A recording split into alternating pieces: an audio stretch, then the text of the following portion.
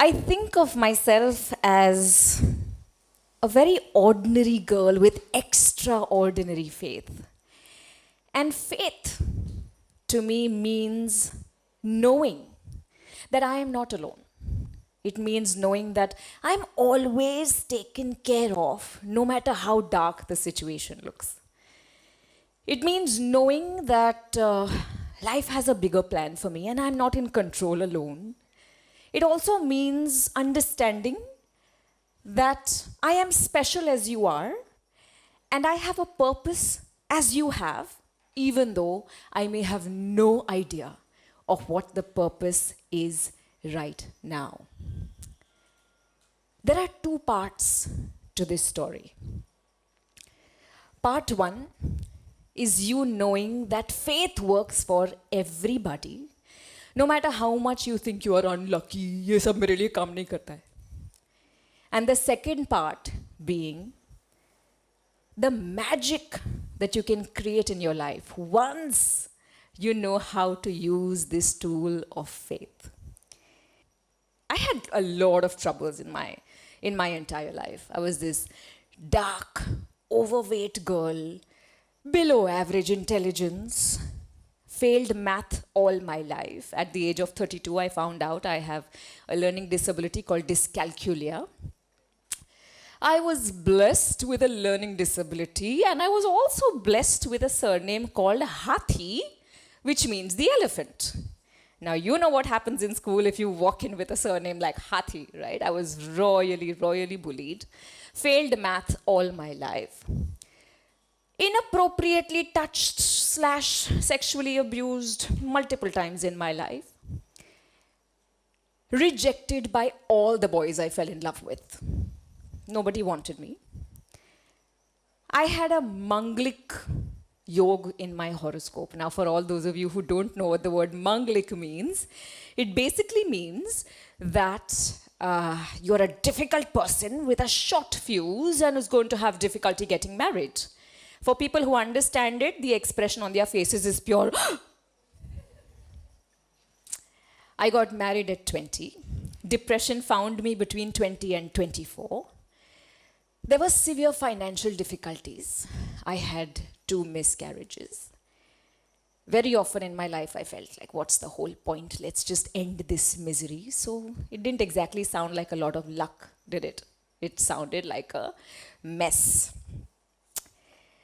Now, every time I would fail, I would suffer. I'd lose a job. I'd have a breakup, I'd lose a child. After the suffering and crying and rona dhona and after getting tired of it, I would look up and tell him, kya kar raha hai yaar, tu pagal ho gaya hai kya? And I had this visual of somebody sitting up there with popcorn and a Diet Coke telling me, just testing you, sweetie. It wasn't fun, really. Now, you know, these gods are very snobbish. They don't talk to you directly, they're VIPs. So they talk to you through people. Mine spoke to me a lot through books because the people didn't want to talk to me. One day, I read something that changed my whole trauma story for me. It just changed everything. The words read, "This didn't happen to you. This happened for you. What's this trying to teach you?" Okay. Wait, what does that mean? Does that mean that the gods were doing me a favor? Does that mean that my trauma is trying to make me understand something? Does it mean that the rejections happened for me? The sexual assaults happened for me, like I was supposed to have fun with that? The depression was for me? That doesn't make sense. How could this teach me anything? If anything, it'll teach me you're a moron and that you hate me. It's teaching me that marriages don't work. Like people don't care. But that was not my lesson. That was my pain talking. We got to wait. We got to wait till the pain subsides. The wisdom comes when the pain subsides. It's like this. You can only see the stars when it's dark. You can't see the stars in the light. All of this abuse, all of this depression, there was a lot that it taught me. The abuse and the depression together taught me that I'm not the victim alone. I needed to get out of my self-victimization zone because every man and woman I had met or known had gone through similar stuff. It taught me that I need to be more sensitive towards all life forms. In fact, it connected me further to a lot of people. My rejections taught me to not need a man's validation. It taught me that if you were a person who judged me by the size of my hips or by the color of my skin, you were not the right person for me. My rejections gave me the ultimate gift, my husband. He was the only guy who said, yeah, I think I could do with you. He's right here. I've been married to him for 21 years. My financial difficulties taught me that I'm capable of much more than I give myself credit for. That my lack of marks cannot decide how much money I can make or how successful I will be. I will decide that. The difficulties in my marriage taught me that marriages are not easy. People are not saints. Also, the fact that we are not entitled to love. We need to work for it every single day. My miscarriages, well, that brought out a completely different side of me that I didn't know existed. I was the Abla Nari who needed to be rescued. The miscarriages brought out the tigress in me. I didn't even know that I had that part. But you go close to harming my children and I will rip you apart with my teeth. All of this, it didn't happen for the best. But all of it added up. It adds up for me and it adds up for you. Part 2 of the story starts now. So this part of the story actually taught me that life is magic and I am the magician. Between 20 and 24, while I was in Bangalore, the only language that they spoke over there was Kannada, which I didn't know. The only TV channel that I had access to was Star World. The only TV show that I enjoyed watching was the Oprah Winfrey Show. And I would just look at Oprah Winfrey and I'd feel so good. I'd be like, oh my God, I love the way she changes people's lives. I love the way she touches somebody. It moved me. So I would watch that show on repeat, okay? And I'd always keep feeling it would be so amazing to have a picture with her someday. It would be so amazing. You have that celebrity crush which never ends. I had that one on her. Now, I'm a huge Oprah fan, okay, because that woman changed my life. I have an Oprah tattoo on my hand. When I would, keep collecting the magazines and I'd keep collecting the newspapers and my tattoos and all of that, I kept telling my husband, one picture, I want one picture with Oprah Winfrey, one picture with Oprah, it'll change my life, it'll change my life. Now, my husband, one of the anniversary gifts, he made me this, okay? तभी Photoshop नया था. I think he did a brilliant job. And he wrote down somewhere, I love you along with your obsession. He managed to find 2 pictures where both of us are actually looking like we took a selfie. But poor guy thought that what she's asking for, she's possibly never going to get. Abhi jugaad karo, jo kaam chalta hai, wo chala lo. But the law of attraction said that if you want something, you got to imagine as if you already have it. Okay? And you got to feel happy for it. So this picture stayed in my bedroom for 10 years. And every night, I would literally say good night to it and sleep. Every morning, I'd wake up and say good morning. I was so excited just with the idea that if I someday got a picture with Oprah Winfrey, my life would change, and I was desperate to change my life. In that meantime, my children were 2 and 3 years old, And they would look at the picture and they didn't recognize कि ये कौन सी मासी है अपने घर में तो कभी दिखी नहीं. So they would ask me, Mama, is she your best friend? And I'd be like, yes, baby, she is. Oprah doesn't know that I said that. She's never going to find out. 10 years of this routine. 10 years later, Times of India says, Oprah comes to India. I went cuckoo. So did everybody around me who knew I was such a crazy Oprah fan. Everybody kept calling me, Kaulu, she's coming to India, she's coming to India. I said, yeah, I know. I had already become this detective. Google chalana to aata nahi tha, but somehow I found everybody who could have some random connection. Because now the law of attraction also said that whatever you want, I'll give it to you. You'll have to work for it. Okay? And I went berserk. I called all the high profile people I knew, every uncle who knew some minister, somebody. I started Twitter accounts, Facebook accounts. I got in touch with the Tatas, Birlas, Ambanis. I don't know them. But I wrote to all of them. Yaar, kuch karo, kuch jack lagao, mila do. I'm such a big fan. Meri life change ho jayegi. Guess what happened? Nothing. So I had to do more. Brainwave of mine, the most brilliant idea that I have had. Aishwarya Rai was pregnant and I had just delivered Aradhya. Oprah and Aishwarya were friends, and Aishwarya Rai was 15 minutes away from my house, Juhu Andheri. So I wrote to Aishwarya Rai saying, Aishwarya, please make me a maid in your house for 1 minute. I'd be a maid in your house for 1 minute. I just want to give her a glass of water, take a picture with her. It'll change my life. You don't know how much it would mean, how much dua salam you will get from me. Guess what happened? Nothing. Oprah left Mumbai. Test of my faith. Okay. And I knew that she was going to go to Rishikesh for her spa, and then she was going to go to Jaipur Literature Festival. No chance I could meet her in Rishikesh because it was a private event. Now I'm thinking Jaipur. I'm telling my husband, मुझे जयपुर जाना है. And he's telling me, वो तुझे 15 minute के distance में इधर नहीं मिली, वो तेरे को जयपुर में मिलेगी.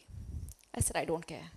God has sent her so close to me. My life will change if I manage a picture with her. I have to go. He said, okay, I'll come. I said, no, you can't come. You can't come because if you see the kind of madness I'm capable of, you will divorce me. उसको photo पाने के चक्कर में इधर मेरे को divorce sign करना पड़ेगा. You don't come. So then I took my mother. It's too late in her life to disown me now. So she came and we both went 2 days in advance. 2 days in advance. My mother wanted to shop and I said, no. We are just doing the Recce of Jaipur. We are just doing the Recce of that Jaipur Literature Festival. And she said, Kitna? How much? You know, and I would just be there in those grounds. I would keep matching the number that they had given on the newspaper. The ground 1, she's going to be here, pakka. I asked every single person 200 times. Pakka aane wali hai na? Pakka aane wali hai na? Pakka aane wali hai na? And the minute they said, haan aane wali hai, everybody thought there was something wrong with me. Okay? Now the day that Oprah was going to come, I went and I sat in those grounds at 6 o'clock in the morning. 6 o'clock. Jhadu wale bhi nahi aaye the. She was going to come at 1 o'clock. I didn't even get up to pee. I could not let go of my seat. 18,000 people showed up. It was a stampede. But I had my seat there. I sat through all the boring lectures before her because I had to get my picture with her, right? My life was going to change. Oprah comes. I have this board in my hand. Oprah, I have waited 10 years for 1 minute of your time. But a little advance to this. You know, this was a miracle moment in my life. It was actually magic.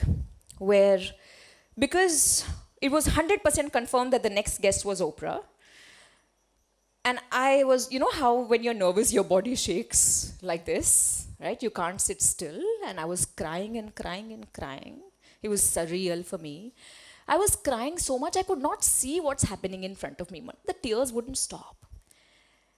And the host over there, now Oprah is standing here behind the curtain and he says, "Put your hands together for Oprah Winfrey." And I stand up on the chair with the board, okay, screaming, "Oprah! Oprah!" Now when you do a IPL match, one person screams Sachin, Sachin, everybody screams Sachin, Sachin. Arre, but Bhai Sahab in front of me is the king of Jaipur, Udaipur. The people behind me are the Ambanis. That good-looking woman over there is the princess of Nepal. Now all of these people are sophisticated VIPs. Nobody screamed. I made an ass out of myself. But I did hear a lot of whistling and I did hear a lot of click, click, click, click, click, click, click, click, click. In 5 seconds, my mother pulls my jacket and she says, "Besi ja, haji nathi aivi." For the non-Gujus, it means sit down, she's not here. I'm like, what? What is all of this clicking for then? And they're all clicking me. Too late, I already made an ass out of myself. Now, she walks in and she does her namaste, namaste, Sabyasachi outfit. Namaste, everybody. She asked me to sit down, I don't sit down. And then she takes the mic and she says, "Girl, I see you. Sit down." Oprah just spoke to me. And I cried some more. Anyway, she did that whole lecture. She got up. अभी 2 दिन उधर मैंने हजामत किया था, recce किया था. I knew exactly where her vanity van was. I knew exactly where the security guards were. I had kept 500 का chutta in my hand to give it to anybody who blocked my way. Because I had to get through. I had to get my picture. The people, the security people, yeah, they took the 500, but they didn't let me in. I had to break the damn security chain of the police, thinking I'm going to make it, but there comes a danda and hit me on my right shoulder. After 10 years, this guy still hurts in winters. And I jor se screamed, "Ouch!" Now Oprah turns around and she does this. And she's just telling me, "Go." Like they are hitting you, you moron. Go. And first of all, I was in so much pain with the damn danda. And then Oprah asked me to go. I collapsed on the floor, crying, like absolutely crying. I couldn't stop. Because my photograph, how the hell am I going to get my photograph? My life won't change. Now when you're in India and you cry like that on the road, the Indians now, they stay away from you and watch you like that. They don't come close, okay? The foreigners, some of them came. One tall guy, one fair girl, and they said, "What happened? You're in the middle of the road. Get up, get up." And they picked me up, and they gave me a glass of water, and they're being gentle and nice and kind. Now, when your heart is broken, anybody who comes to give you some solace, you'll give them a hug. I completely just surrendered and I told them the whole damn story, okay? I had come to meet Oprah Winfrey. I waited so long, lifelong dream, not happening. They said, "It's okay, it's okay." Anyway, they calmed me down. I went back very dejected, walking. Whole night I cried, the whole night. 7 o'clock in the morning, I get these frantic calls from people and they're telling me, "Hey, congratulations, yeah, congratulations, congratulations." And I'm like, "Kya congratulations? What? I mean, what for? Do you know what kind of a pathetic day I've had? Bloody, I've just been beaten up by the police. What congratulations?" "Arey, newspaper nahi dekha kya?" I'm like, "मैं कभी पढ़ती हूँ newspaper." And they said, No, go get the papers." I go down in this groggy state. It was like a small, tiny little hotel. And I go down with my eyes swollen and I said, "Bhaiya, paper." "Kaun sa, madam?" I said, "Arey, koi bhi dena yaar." He looks at the papers and he looks at me And he looks at the second paper. And he looks at me. And he looks at the third paper. And he looks at me like, क्या है? He's saying, ये paper पे आप हैं क्या?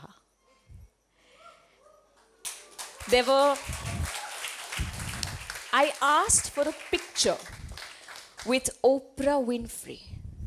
The next day, there were 7 leading newspapers with my picture and Oprah Winfrey together. Now, I'm looking up at the dude there and I'm like, this is not how I wanted the picture. But okay, something worked. Something worked. I asked for 1 picture, you gave me 7. Okay, wait. Revision. Go back to the drawing board. कुछ तो काम कर रहा है. Lack of clarity, dude. Lack of clarity. Cool. Let's redo this thing. Now I want to speak to her. I want to be on her show. I called my husband and I'm like, this happened. And he's saying, okay, good. Are you happy? I said, no, I want to be on her show. What do you think his reaction was? He's telling me, ज़्यादा नहीं हो गया? And I'm like, no, this worked. That means something can be better. Something else can work too. And I want to be on her show. I want to speak to her because why not? 13th of January, I placed an order again. I want to be on the Oprah Winfrey show. I want to talk to Oprah Winfrey this time. 13th of March, I get a phone call saying, hello, Kuvial. Hi, this is Megan. I'm calling you from the Oprah Winfrey Network. It wasn't possible. I thought it was one of my friends with a bad accent trying to prank me. And I literally, in my typical style, said, chup. They called again. And she said, don't hang up, Kuvial. Don't hang up. I'm calling from the Oprah Winfrey show. Oprah wants you to be on her show. In my head, I have all the Hindi abuses. And I'm like, the Oprah Winfrey show is over, madam. She came to India after finishing 25 years of her show. What the hell are you calling me for? And she said, yes, you're right. The Oprah Winfrey show is over, but she's starting a new show called The Life Class. It's the first episode, and she wants you there. By this time, it sounded a little more serious. And I'm like, okay. My heart is pounding, and I said, how did you find me? And she started laughing. And she said, ma'am, do you remember in Jaipur when you were pillowed like raita and you were making a mess out of yourself and you were crying and having the meltdown? Do you remember those 2-3 people who came and walked up to you? I said, yes, I do. They were from our team, ma'am. They were all from the Oprah Winfrey Network. And they took a full recording of you going crazy in the audience and you running and you being beaten up and then you falling on the floor and you crying and saying everything you had to. And Oprah saw that. And she said, bring this girl on the show. I was like, are you serious? And she said, yes, very much. I'm like, when is the show? She said, 26th of March. Will you manage? Hell yes, I will. 26th of March that year, I was on the Oprah Winfrey show. And guess how long Oprah spoke to me? It was a 1-hour show. Guess how long she spoke to me? How long do you think she spoke to me? She spoke to me for 1 minute. And I'm looking up. And he's telling me, don't look at me. मैंने नहीं बोला था 1 minute. I'm like, sorry. Why couldn't I have asked for more? Why didn't I ask for more? You know why I didn't ask for more? He was giving me everything that I asked for, just the way I asked for it. He gave me every damn thing. I didn't ask for more than 1 minute because I believed I don't deserve more than that. God gives you everything. The universe gives you everything you want, depending on how much you believe you deserve. That day, my life changed. I understood that faith is something I need to have in me. I need to believe that I deserve it. I need to believe that I can work for it and that it's going to come. It still gives me the goosebumps, this story. Faith is not something that you have in the gurus and in the gods. Faith is you knowing that you are enough, that you are adequate for every situation. You know, every VVIP I reached out to saying, please help, please help, please help. They all said, of course, anything for you, but didn't even move a finger. I managed this whole journey all by myself, just the way you can. That day I learned we need to have more faith in how much we deserve. And then we got to wait for it. We got to wait. What is it that faith needs from us? Faith needs clarity. Taka tak, tell me, what do you want? Second, it needs a belief that you are deserving of it. Third, it needs you to work for it, go the extra mile, make an ass out of yourself, but get it and then wait patiently, because it is going to come to you. Faith is choosing one positive thought. Now, one positive thought is like a little drop of oil on a Teflon pan. It just doesn't stick. One negative thought is like Velcro. ऐसे चिपक जाता है तो निकलता ही नहीं. It's hard to take out of your head. You choosing that positive thought over and over and over and over till it becomes your reality without a doubt is faith. You know, faith is very often like a blessing to the foolish and a curse to the intelligent, because the intelligent, no, they just can't wrap their head around a belief. They always keep asking, but who, but how, but why, but when? Arey, what are you talking? How? And faith tells you, drop the how. Drop the how. It's not your job to know how and who and when and where. You just do what you do best and keep doing it, because this is all happening for you and that you are enough.